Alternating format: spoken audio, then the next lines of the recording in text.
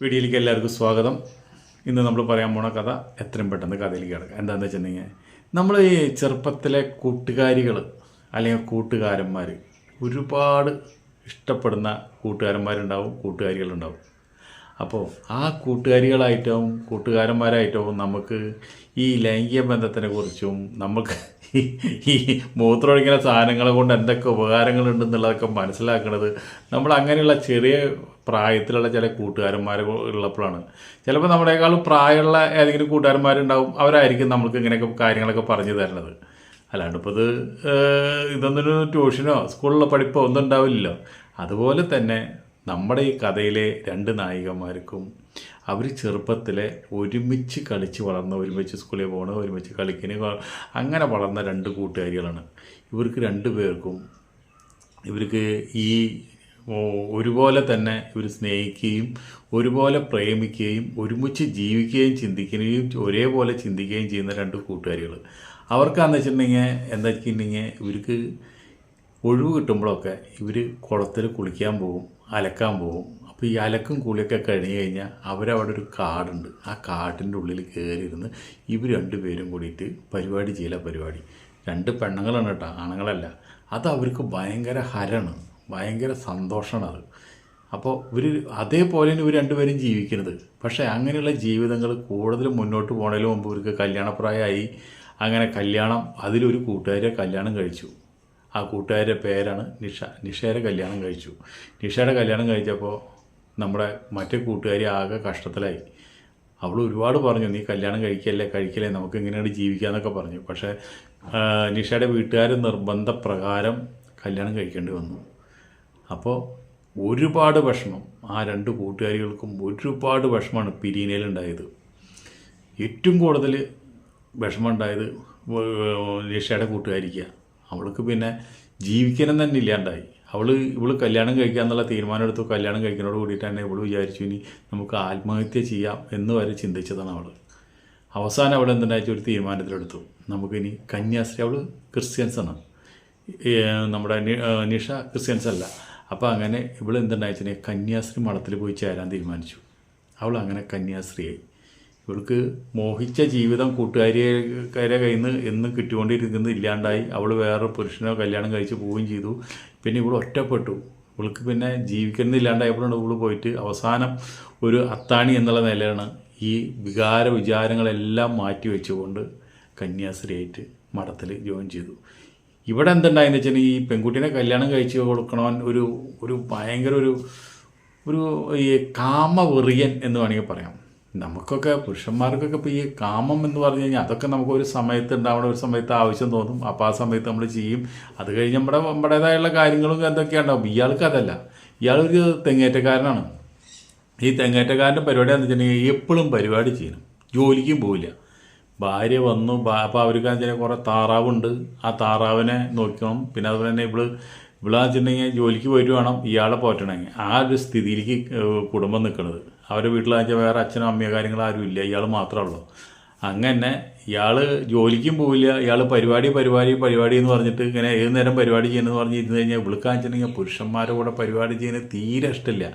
ഇവൾക്ക് ഉള്ള കൂട്ടുകാരുടെ കൂടെ ചെയ്തിട്ടുണ്ടായിരുന്നുള്ള ഒരു അനുഭവം, അതുപോലെ തന്നെ ആ ഒരു അനുഭൂതി ഇയാളുടെ കൂടെ ചെയ്യുമ്പോൾ കിട്ടുന്നില്ല.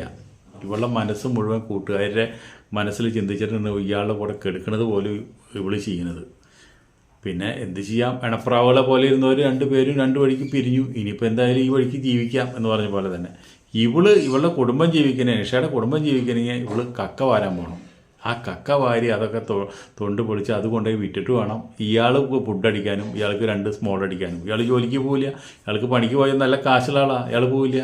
ഇയാൾ ചെറിയ ഭാര്യനെ വന്ന് കണ്ടൊന്ന് നോക്കിയിരുന്ന അയാൾക്ക് അപ്പം വികാരം വന്ന് അപ്പം തന്നെ ബലമായിട്ട് പിടിച്ചു കൊണ്ടുവന്ന് പരിപാടി ചെയ്യുക. ഇത് അയാളുടെ സ്വഭാവം.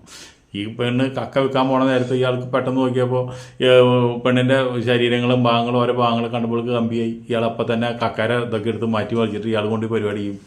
അങ്ങനെയുള്ള ഒരു വൃത്തികെട്ട മനുഷ്യനാണ് ഭർത്താവായിട്ട് കിട്ടിയത്. ആ ജീവിതത്തിൽ എന്തെല്ലാം ദുരിതങ്ങൾ അനുഭവിക്കാൻ പറ്റുമോ അതൊക്കെ ഈ നിഷ അനുഭവിച്ചു കൊണ്ടിരിക്കുക. ചില സ്ത്രീകൾ അങ്ങനെയാണ്, നല്ല ജീവിതം കിട്ടും, ചിലർക്ക് നല്ല ജീവിതം കിട്ടില്ല. ചിലർക്ക് വിചാരിച്ച ജീവിതം കിട്ടും, ചിലർക്ക് വിചാരിച്ച ജീവിതം കിട്ടില്ല. അപ്പോൾ കിട്ടിയത് സ്വർഗം പോലെ എങ്ങനെയെങ്കിലൊക്കെ അഡ്ജസ്റ്റ് ചെയ്ത ആൾക്കാർ അങ്ങനെ ജീവിച്ചു പോകും. അങ്ങനെ ഈ നിഷ ജീവിച്ച് പോണ്. ഇയാൾക്ക് ഈ പെണ്ണുങ്ങൾക്കാകുമ്പോൾ ഒരു 7 ദിവസം 8 ദിവസം 9 ദിവസമൊക്കെ അവർക്ക് ഒരു പീരീഡിൻ്റെ ഒരു സമയമുണ്ട്. ആ സമയത്തൊക്കെ നമ്മൾ ഭർത്താക്കന്മാർ അവർക്ക് റെസ്റ്റ് കൊടുക്കുക പതിവ്. അവരത് നമുക്കതൊരു അറപ്പാണത്. എന്താ വെച്ചിട്ടുണ്ടെങ്കിൽ ചോര വരലും അത് കാണലും ഇതൊക്കെ അതൊക്കെ ഒരു വലിയൊരു വൃത്തികേടായിട്ട് നമുക്ക് തോന്നുന്നത്. എന്തിനാണ് ഈ സ്ത്രീകൾക്ക് ഇങ്ങനെ ഒരു സംഭവം കൊടുത്തതെന്ന് പോലും ഞാൻ ചിന്തിക്കാറുണ്ട്. അവർ അനുഭവിക്കുന്ന വിഷമങ്ങൾ. അതിന് കുറേ ആൾക്കാർ വയറ്റുവേദന ഉണ്ടാവും, ചിലവർക്ക് ഛർദി ഉണ്ടാവും, ചിലവർക്ക് കിടന്ന കിടപ്പിൽ കിടക്കും, ഒരുപാട് പ്രശ്നങ്ങളാണ്. അതിൻ്റെ ഇടയിൽ ഇയാൾ എന്തുണ്ടായിട്ടുണ്ടെങ്കിൽ പീരീഡ് സമയത്തും ഇയാൾ പോയി പരിപാടി. അതിൽ ഇയാളുടെ ഏറ്റവും വലിയ വീക്ക്നെസ് പീരീഡാണ് എന്ന് ആ പെണ്ണ് കരഞ്ഞ് പറഞ്ഞു കഴിഞ്ഞാലും പോയി പണി നോക്ക്, പീരീഡാണ്, ഭയങ്കര മൂടാണ്, അതൊന്നും കൂടി സുഖമാണ് ചെയ്യാനായിട്ടെന്ന് പറഞ്ഞിട്ട് നീ 30 ദിവസം പീരീഡായിട്ടിരിക്കുക എനിക്കിഷ്ടം എന്ന് പറഞ്ഞിട്ട് ഇയാൾ അതിലും കയറി കുത്തി കയറ്റും. അങ്ങനെയാണ് ഇയാളുടെ സ്വഭാവം. ഒരു ദിവസം അതുപോലെ തന്നെ പീരീഡായിട്ട് ഇവൾക്ക് ഭയങ്കര വയറ്റുവേദനയും ഭയങ്കര ഇറിറ്റേഷനായപ്പോൾ ഇയാൾ പകൽ പിടിച്ച് പരിപാടി ചെയ്തു. അത് കഴിഞ്ഞ് ജോലിക്ക് പോയി വന്നിട്ട് ഇയാൾ രാത്രിയും പരിപാടിക്ക് വേണ്ടി നോക്കിയിരിക്കുന്നത് പറഞ്ഞപ്പോൾ ഈ പെണ്ണെന്ന് വെച്ചിട്ടുണ്ടെങ്കിൽ ഉറങ്ങാണ്ട് പുറത്ത് പോയിട്ടിരുന്നു. എന്ന് വെച്ചിട്ടുണ്ടെങ്കിൽ പീരീഡാണ്, വേദന എടുക്കുക, ബുദ്ധിമുട്ട്, ഇറിറ്റേഷൻ എന്നൊക്കെ വരുമ്പോൾ അതൊക്കെ ഒരു എൻജോയ് ചെയ്ത് ചെയ്യേണ്ട കാര്യങ്ങളല്ല. രണ്ടുപേർക്കും കൂടി അതിൻ്റേതായുള്ള ഒരു മൂഡ് വരുമ്പോൾ ചെയ്യേണ്ടതാണ്. അല്ലാണ്ട് ഇത് ഒരാളെ മാത്രം നിർബന്ധിച്ച് ചെയ്യാന്ന് വെച്ചിട്ടുണ്ടെങ്കിൽ അതിൻ്റെ ആവശ്യം എന്താണ്? അപ്പോൾ അങ്ങനെ പല രാത്രികളിലും ഇവള് പുറത്ത് പോയിട്ടിരിക്കും ഇതിൽ നിന്നൊന്ന് രക്ഷപ്പെടാൻ വേണ്ടിയിട്ട്. ഇയാളിൽ നിന്ന് ഇയാൾ ഈ നമ്മുടെ ആക്രാന്തം, ഈ ആക്രാന്തം, കാമക്കടുവ എന്നൊക്കെ പറയണ പോലെ അതുപോലെയുള്ള ഒരു വൃത്തികെട്ട ഒരു മനുഷ്യൻ. ജോലിക്ക് പോകാൻ പറഞ്ഞാൽ ജോലിക്കും പോയില്ല. ചിലപ്പോൾ ഒരു 10 തെങ്ങ് കയറാൻ പോയി കഴിഞ്ഞാൽ ആ കാശ് കിട്ടി കഴിഞ്ഞാൽ അത് കുടിച്ച് കഴിഞ്ഞ് വന്നു കഴിഞ്ഞാൽ പിന്നെ ഇവിടെ മേളം കൂടുതലായി.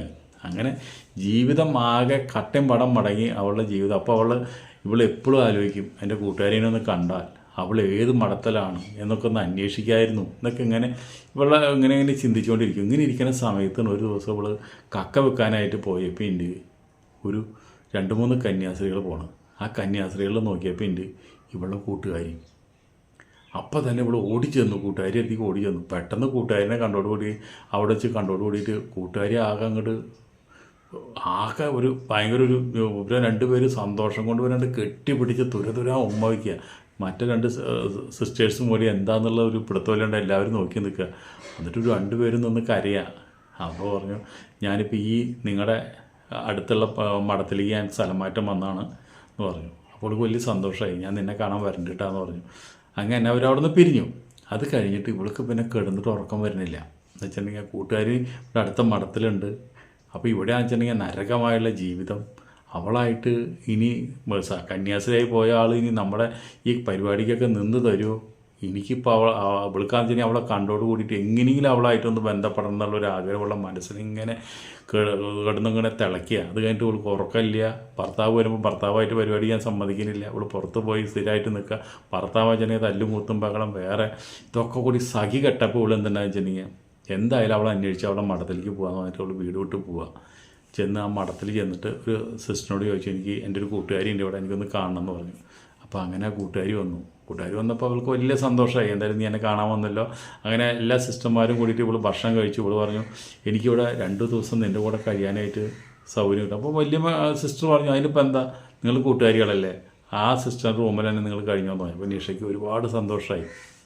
ഇന്ന് രാത്രി എന്തായാലും ഇവിടെ നമുക്കൊന്ന് നമ്മുടെ അന്നത്തെ ആ കാട്ടിലൊക്കെ കിടന്ന ആ വന്ന ചെറുപ്പകാലത്തിൽ നിന്ന അനുഭവം നമുക്ക് ഒന്നും കൂടി നുകരണം, ഒന്നുകൂടി കിട്ടണം എന്നുള്ള ആഗ്രഹത്തിൽ ഒരുപാട് സന്തോഷിച്ചു.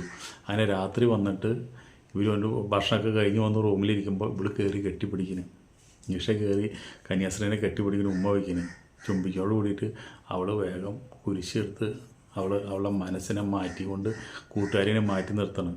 പറഞ്ഞു ഞാൻ ആ ജീവിതത്തിൽ നിന്നെല്ലാം വളരെ മുക്തമായിട്ട് ഇരിക്കാൻ വേണ്ടിയിട്ടാണ് ഞാൻ കന്യാസ്ത്രീ ആയത്.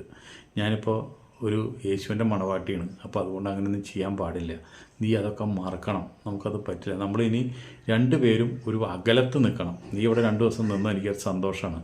പക്ഷേ ഈ ഒരു ചിന്താഗതിയായിട്ട് നീ എൻ്റെ അടുത്തേക്ക് വരരുത്, എന്നെ കെട്ടിപ്പിടിക്കരുത്, എന്നെ ഉമ്മ വയ്ക്കരുത്, എന്നെ നീ പ്രലോഭിപ്പിക്കരുത്. ഇതിന് വേണ്ടിയിട്ട് പ്രലോഭിച്ചാൽ എനിക്ക് പിടിച്ചാൽ കിട്ടില്ല. അപ്പോൾ അതുകൊണ്ട് നീ നാളെ തന്നെ ഇവിടുന്ന് പോകണം എന്ന് പറഞ്ഞു. അപ്പോൾ പറഞ്ഞു നീ എനിക്ക് തന്നില്ലെങ്കിലും കുഴപ്പമില്ല, നമ്മൾ തമ്മിൽ ബന്ധപ്പെട്ടില്ലെങ്കിലും കുഴപ്പമില്ല, എന്നെ വീട്ടിലേക്ക് വിടരുത്, എൻ്റെ വീട്ടിലെ സ്ഥിതിയൊക്കെ ഇന്നതാണെന്നുള്ളത് പറഞ്ഞ് മനസ്സിലാക്കി. അപ്പോൾ പറഞ്ഞു ഇനിയിപ്പോൾ എന്ത് ചെയ്യുക, എന്തായാലും നീ ഇവിടെ നിന്നോ, ഒരു കുഴപ്പമില്ല. എന്നിട്ട് അവന് അവിടെ എന്തുണ്ടായെന്ന് വെച്ചാൽ ഭർത്താവ് പെണ്ണ് ഇവനെ കാണാണ്ടായി. അവിടെയൊക്കെ അന്വേഷിച്ചപ്പോൾ എവിടെയൊന്നും ഒരു പിടുത്തമില്ല. അയാൾക്കാണെന്നുണ്ടെങ്കിൽ ജോലിക്ക് പോകില്ല, അയാൾക്കാണെന്നുണ്ടെങ്കിൽ ഫുഡ് അടിക്കാനായിട്ട് കാശുമില്ല. ആൾക്ക് ഈ കള്ളും കുടിക്കണം. അപ്പോൾ അയാളെന്താ വെച്ചിട്ടുണ്ടെങ്കിൽ ഓരോ താറാവിന് 2 താറാവിനെ കൊണ്ടുവന്ന് വിൽക്കൽ തുടങ്ങി. താറാവ് കൂടൊക്കെ കാലിയായി, പിന്നെയും കാശില്ലാണ്ടായി. അപ്പോൾ ഇയാൾ പോയി അങ്ങനെ പിന്നെ അന്വേഷണം തുടങ്ങി. എൻ്റെ ഭാര്യ അങ്ങോട്ട് പോയി, ഭാര്യനെ തിരിച്ച് കൊണ്ടുവരണം, തിരിച്ച് കൊണ്ടുവന്നാൽ നമുക്ക് ഫുഡ് അടിക്കാൻ പറ്റുള്ളൂ, ഈ ഇത് പരിപാടി ചെയ്യാനും പറ്റുള്ളൂ. അപ്പോൾ ഇത് രണ്ടിനും കൂടിയിട്ട് അവളെ കൊണ്ടുവരണം വെച്ചിട്ട് അന്വേഷണം തുടങ്ങിയപ്പോൾ ഇവൾ മഠത്തിൽ പോയിട്ടുണ്ടെന്നുള്ളത് മനസ്സിലായി. അങ്ങനെ ഇയാൾ മഠത്തിൽ വരിക. മഠത്തിൽ വന്നിട്ട് വലിയ സിസ്റ്ററിനോട് പറഞ്ഞു, എൻ്റെ ഭാര്യ ഇവിടെ കൂട്ടുകാരിനെ കാണാൻ വന്നിട്ടുണ്ട്, അവളെ കൂട്ടി കൊണ്ടുപോകാനാണ് ഞാൻ വന്നോക്കണമെന്ന് പറഞ്ഞു. അപ്പോൾ നോക്കിയപ്പോൾ ഇവളാണ്, നിഷയാണെന്ന് പറഞ്ഞു. പേര് പറഞ്ഞപ്പോൾ വലിയ സിസ്റ്റർ മനസ്സിലായി. അങ്ങനെ ഭാര്യ അടുത്തേക്ക് വന്നപ്പോൾ പറഞ്ഞു, എൻ്റെ തെറ്റുകളൊക്കെ ഞാൻ മനസ്സിലാക്കുന്നു, നീ എൻ്റെ കൂടെ വരണം, നീയിലാണ് എനിക്ക് ജീവിക്കാൻ പറ്റില്ല എന്ന് പറഞ്ഞു. അപ്പോൾ പിന്നെ ഭർത്താവ് ഒന്ന് വിളിച്ചു കഴിഞ്ഞാൽ പിന്നെ നീ മഠത്തിൽ നിൽക്കാനും പറ്റില്ല. അപ്പോൾ കൂട്ടുകാരും പറഞ്ഞു, നീ പൊക്കം എന്തായാലും, നമുക്കിനി പഴയ കാലത്തെ ജീവിതം എന്തായാലും നമുക്ക് തിരിച്ചു കിട്ടില്ല, ഇനി നമുക്ക് കുട്ടികളാവാനും പറ്റില്ല, നമ്മുടെ ആ കൗമാര പ്രായത്തിലേക്ക് നമുക്ക് തിരിച്ചു പോകാനും പറ്റില്ല. അപ്പോൾ അതുകൊണ്ട് നീ എന്തായാലും ഭർത്താവിൻ്റെ കൂടെ പോ എന്ന് പറഞ്ഞ് സമാധാനിപ്പിച്ച് അവൾക്ക് മനസ്സോടെ ഭർത്താവിൻ്റെ കൂടെ അവൾ വീട്ടിലേക്ക് പോകണം. വീട്ടിൽ നോക്കിയപ്പോൾ എന്താ തരം, അടിക്കിച്ചിട്ടില്ല, കോരണില്ല, ഒരു പരിപാടിയും ചെയ്യുന്നില്ല, ഭക്ഷണം വയ്ക്കുന്നില്ല, ഇയാളൊക്കെ ഹോട്ടലിൽ നിന്നാണ് തിന്നണത്. അതുപോലെ തന്നെ സകല താറാവിനും വിടുതി ഇയാൾ വിറ്റ് കഴിഞ്ഞു. ഇനിയിപ്പോൾ എങ്ങനെ ജീവിക്കും? ഇനി കക്ക വാരാൻ പോയിട്ട് വേണമെങ്കിൽ ജീവിക്കുന്നത്. ഇപ്പോഴേക്കാണെന്നുവെച്ചിട്ടുണ്ടെങ്കിൽ ഭ്രാന്ത് പിടിക്കുന്ന പോലെ തോന്നുന്നത് ഇയാളുടെ സ്വഭാവങ്ങളും കാര്യങ്ങളൊക്കെ കൊണ്ട്. ഇവിടെ എന്നിട്ട് പിന്നെ 1-2 ദിവസമൊക്കെ ഇങ്ങനെ തള്ളി നീക്കുക, കൂട്ടുകാരികളുടെ ചിന്ത തന്നെ അവൾക്ക്. അങ്ങനെ ഇവിടെ അടുത്തൊരു പുഴയുണ്ട്, ആ പുഴയിൽ വന്നിരുന്നിട്ട് പണിയൊക്കെ കഴിഞ്ഞാലും ആ പുഴയിൽ വന്ന് നിന്നിട്ട് ആ കക്ക വാരനോടത്ത് കക്ക വാരാനും അവൾക്ക് ഇഷ്ടമില്ല, കക്ക ഒന്നും വാരിയിട്ട് കിട്ടുന്നുമില്ല. ശരീരം മനസ്സ് മുഴുവൻ ഇവളുടെ കൂട്ടുകാരുടെ ചിന്തയാണ് അവൾക്ക് നിൽക്കുന്നത്. ഇനി ഇവിടുന്ന് പോയി കഴിഞ്ഞാൽ വീണ്ടും ഇയാൾ വന്ന് ഇങ്ങോട്ട് കൊണ്ടുവരില്ലേ, ഇങ്ങനെ അവളാണെന്നുണ്ടെങ്കിൽ സമ്മതിക്കുന്നുമില്ല. ഇങ്ങനെ ദിവസം ഇങ്ങനെ ചിന്തിച്ചിരിക്കും. ഒരു ദിവസം ഇവളിങ്ങനെ ചിന്തിച്ചിരിക്കുമ്പോൾ ഇവിടെ പുറത്തൊരു കൈ കൊണ്ടു തിരിഞ്ഞു നോക്കിയപ്പോൾ എൻ്റെ ആ സിസ്റ്ററുണ്ട്, ആ കന്യാസ്ത്രീ ഇപ്പോൾ അന്വേഷിച്ച് വന്നൊക്കെ അവളുടെ കൂട്ടുകാരി. അവൾക്ക് വലിയ സന്തോഷമായി. അവൾ കെട്ടിപ്പിടിച്ച് ഉമ്മ വെച്ചിട്ട് പറഞ്ഞു, ആ സിസ്റ്റർ പറഞ്ഞു, ഞാൻ എത്ര നിന്നെ മറക്കാൻ നോക്കിയിട്ടും, നമ്മുടെ പഴയ ജീവിതം എത്ര കണ്ട് മറക്കാൻ നോക്കിയിട്ടും വീണ്ടും മനസ്സിലേക്ക് ഇങ്ങനെ തേട്ടി വരിക. അപ്പോൾ അതുകൊണ്ട് എനിക്ക് നീയില്ലാണ്ട് ജീവിക്കാൻ പറ്റില്ല. എനിക്ക് ഈ കന്യാസ്ത്രീ ജീവിതം ഞാനും നിന്നെ കണ്ടോട് കൂടിയിട്ട് ഞാൻ അതിൽ നിന്ന് അകന്നു. ഇപ്പം ഞാൻ കന്യാസ്ത്രീ ജീവിതം ഞാൻ അവസാനിപ്പിക്കാനുള്ള പരിപാടി, നമുക്ക് തമ്മിൽ ബന്ധപ്പെടണം, എനിക്ക് നീയില്ലാണ്ട് ജീവിക്കാൻ പറ്റില്ല എന്ന് പറഞ്ഞിട്ട് 2 പേരും കെട്ടിപ്പിടിച്ചിട്ട് അപ്പം തന്നെ ആ കക്ക വാരൻ്റെ വഞ്ചിയിൽ വരെ കൊണ്ട് പോയിട്ട് നടുക്കടലിൽ ആ ഒരു പുഴയുടെ നടുക്ക് എന്നിട്ട് 2 പേരും കൂടി കിടന്ന് അവിടെ ആ വഞ്ചിയിൽ കിടന്നിട്ട് ഇവർ ബന്ധപ്പെടുക. അത് ബന്ധപ്പെട്ട് കഴിഞ്ഞപ്പോൾ ഇവർക്ക് 2 പേരും മുഖത്തൊരു സന്തോഷം, ഇവരൊരു ആനന്ദം, ആ ആനന്ദത്തിൽ ഇവരങ്ങോട്ട് മതി മറന്നു എന്നുള്ളതാണ്. അങ്ങനെ ആ ജീവിതം അവരങ്ങനെ അങ്ങോട്ട് ആസ്വദിച്ച് ഇവർ ജീവിക്കാമെന്ന് വിചാരിച്ചു. അവർ 2 പേരും വന്നിട്ട് ഈ തുരുത്തിൽ നിന്ന്, ഇയാളുടെ കയ്യിൽ നിന്നും ഈ മഠത്തിൽ നിന്നും ഇവർ 2 പേരും രക്ഷപ്പെടുക. ഏതെങ്കിലും നാട്ടിൽ പോയിട്ട് നമുക്ക് എന്തെങ്കിലുമൊക്കെ പണി ചെയ്ത് നമുക്ക് 2 പേർക്ക് ഇതുപോലെ ജീവിക്കാം എന്നാണ് പുള്ളിയും ചിന്ത. ഈ ഭർത്താവ് ചെന്നെത്താത്ത സ്ഥലം എന്ന് വിചാരിച്ചിട്ട് അവർ 2 പേരും സ്ഥലം വിടുക. ഏതെങ്കിലും രാജ്യത്ത് അവർ 2 പേരും വല്ല ജോലിയും ചെയ്ത് സുഖമായി അവർ പരിപാടി നടത്തി, പെണ്ണും പരിപാടി നടത്തി സുഖമായി അവിടെ ഭാര്യ ഭർത്താക്കന്മാരെ പോലെ ജീവിക്കുന്നുണ്ടാവും. അവരങ്ങനെ ജീവിക്കട്ടെ. പല സെക്സുകളും നമുക്ക് ചിന്തിച്ചാൽ മനസ്സിലാവാത്ത രീതിയിലുള്ള ബന്ധങ്ങളൊക്കെ ഉണ്ട്, അത് നമ്മൾ മനസ്സിലാക്കണം. അത് പറഞ്ഞുകൊണ്ട് നമുക്ക് ഈ വീഡിയോ ഇവിടെ നിർത്താം. അടുത്ത വീഡിയോയിൽ നമുക്ക് വീണ്ടും കാണാം. അതുവരെ നിങ്ങൾക്കെല്ലാവർക്കും നന്ദി, നമസ്കാരം.